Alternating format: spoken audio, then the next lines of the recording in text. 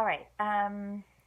Couple of things on your outline that the film doesn't cover that we need to, and the textbook goes over it, but I just like to provide you a little bit of context too.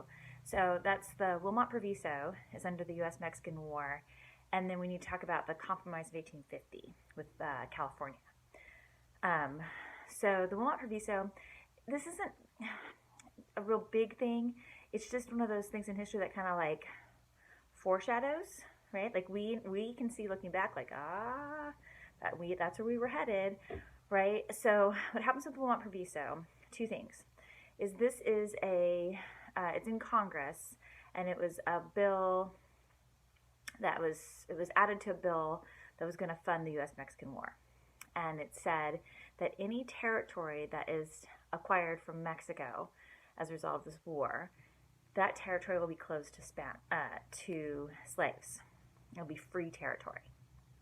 And so this is significant for two reasons. First, we haven't even won the war, and we're already talking about, like, what are we going to do with this territory? So it's totally in the context of Manifest Destiny. But then the other thing that's interesting for us, like, again, kind of that foreshadow, is if we look at how people vote for the Wilmot Proviso in Congress, they vote for the Wilmot Proviso on the basis of where they live, not by their political party. So remember, right now, the two political parties are the Democrats and the Whigs. The Whigs had been created in opposition to the Democratic Party. The people felt like Andrew Jackson was acting like a king, so they named themselves the Whigs, which was a party over in England that opposed the king. So the two political parties right now are the Democrats and the Whigs, and people in Congress vote according to the Wilmot Proviso on the basis of either being in the North or in the South, not their political party.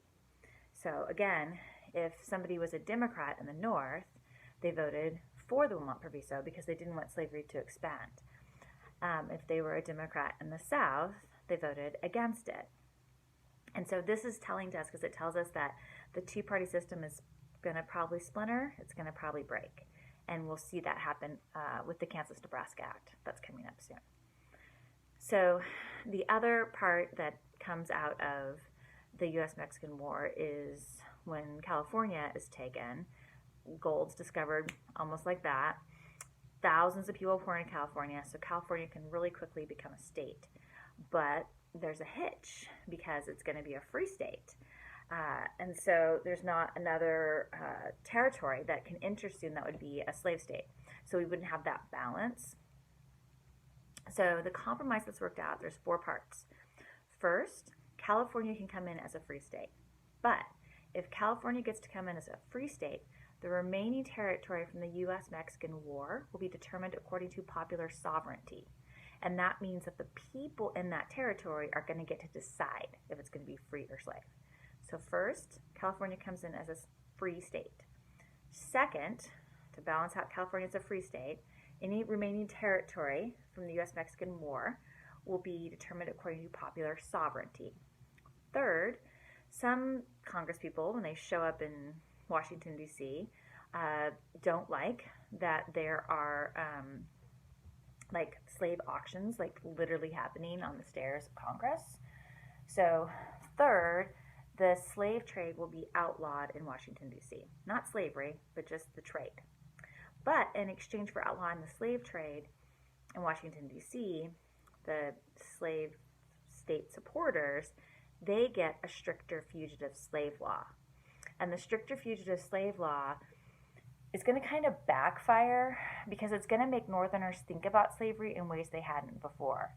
What the stricter fugitive slave law does is it says anybody can be deputized to search for a runaway slave.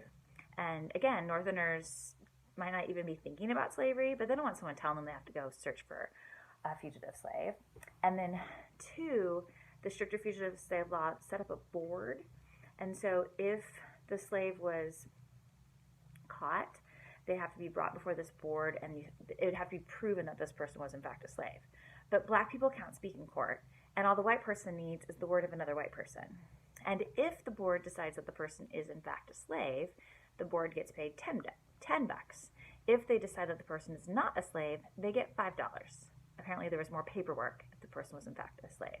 So it's probably not surprising of like the 350 or so people that were brought before the board in the 10 years this existed, like less than a dozen were found to be free.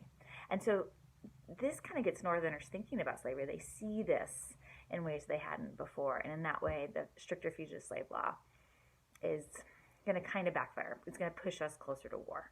So again, Compromise of 1850, 4 parts. California comes in as a free state. The remaining territory will be determined according to popular sovereignty. We're going to outlaw the slave trade in Washington, D.C., but we're going to get a stricter fugitive slave law. Your textbook covers those that material as well, and you can always leave notes in the discussion board if something's unclear. Take care.